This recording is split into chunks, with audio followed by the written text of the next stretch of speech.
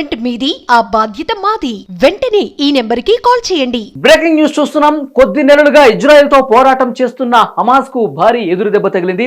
Hamas chief Ismail Hania హత్య గురయ్యారు Iran లో. సో మనకి బ్రేకింగ్ న్యూస్ అందుతోంది. ఈ విషయాన్ని ఇరాన్ ప్రభుత్వ మీడియా సంస్థ అధికారికంగా ప్రకటించింది.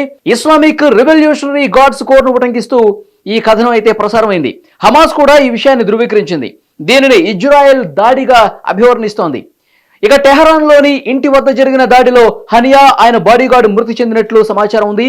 ఆయన ఇరాన్ నూతన అధ్యక్షుడు మసూద్ పెజెష్కియాన్ ప్రమాణ స్వీకార కార్యక్రమానికి వెళుతుండగా అక్కడ ఆ కార్యక్రమాల్లో పార్టిసిపేట్ చేసి ఇంటికి వచ్చిన తర్వాత ఈ దాడి జరిగినట్లుగా చెప్తూ ఉన్నారు.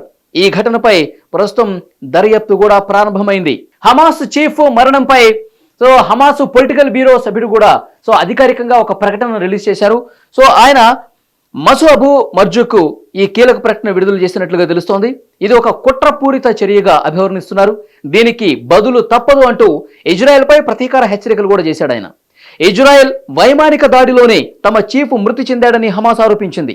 ఈ హత్య ఘటనను పాలస్తీనా అధ్యక్షుడు అబ్బాస్ తీవ్రంగా ఖండించారు. హనియా మృతి వార్తల కథనాలను అమెరికా అధ్యక్ష భవనం వైట్ హౌస్ తెలుసుకుంది. అయితే వాటిపై స్పందించేందుకు మాత్రం వైట్ హౌస్ అధికార ప్రతినిధి నిరాకరించారు. మరోవైపు ఇజ్రాయెల్ మాత్రం ఈ ఘటన మీద ఇంకా ఎటువంటి ప్రకటన చేయలేదు. Hamas chief Ismail Hania details ఒకసారి చూద్దాం. ఆయన 1963లో గాజా సిటీకి సమీపంలో ఒక శరణార్థి శిబిరంలో ఆయన జన్మించారు. 1980ల చివరిలో తొలి ఇంతిఫాదా సమయంలో హమాస్లో చేరాడు ఆయన. 1990లో తొలిసారిగా హనియా పేరు వెలుగులోకి వచ్చింది. హమాస్ వ్యవస్థాపకుడు అహ్మద్ యాసిన్కు ఇతడు అత్యంత సన్నిహితుడు. రాజకీయ పరమైన సలహాలు ఇస్తూ ఆయనకు కుడి భుజంగా మారాడు. అంచెలంచెలుగా ఎదుగుతూ సంస్థలో అనేక ర్యాంకులు చేపట్టాడు.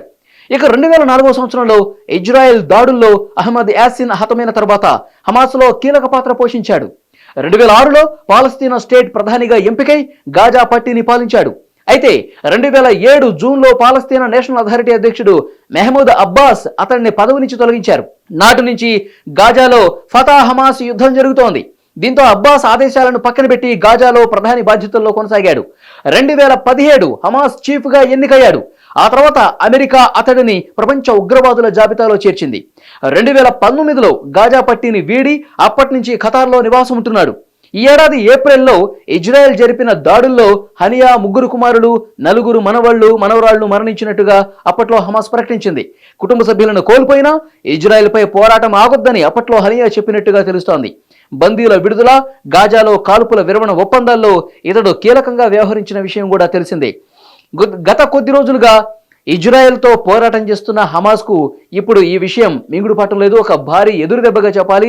ఆ సంస్థ చీఫ్ హనియా మృతి చెందడం పట్ల అక్కడ కొంత ఉద్రిక్త పరిస్థితి అయితే కనిపిస్తోంది. అక్కడ అధికారిక మీడియా కూడా అఫీషియల్ గా ఈ మరణానికి సంబంధించి అనౌన్స్మెంట్ చేసింది. అయితే టెహరాన్లోని ఇంటి వద్ద జరిగిన దాడిలో హనియా ఆయన బాడీగార్డు ఇద్దరూ కూడా మృతి చెందినట్లుగా తాజా సమాచారం వస్తోంది. నూతన అధ్యక్షుడు మసూద్ పెజెష్కియాన్ ప్రమాణ స్వీకార కార్యక్రమానికి తిరిగి వస్తుండగా ఈ ఘటన జరిగినట్టుగా తెలుస్తోంది. ఇంకా దీని మీద శ్వేత సౌధం ఎలాంటి అధికారిక ప్రకటన చేయలేదు. మీ బంగారం బ్యాంకులో ఇతర ప్రైవేటు సంస్థల్లో ఉన్న విడిపించి కొనబడను. కొమ్మూరి గోల్డ్, ఆంధ్ర మరియు తెలంగాణ.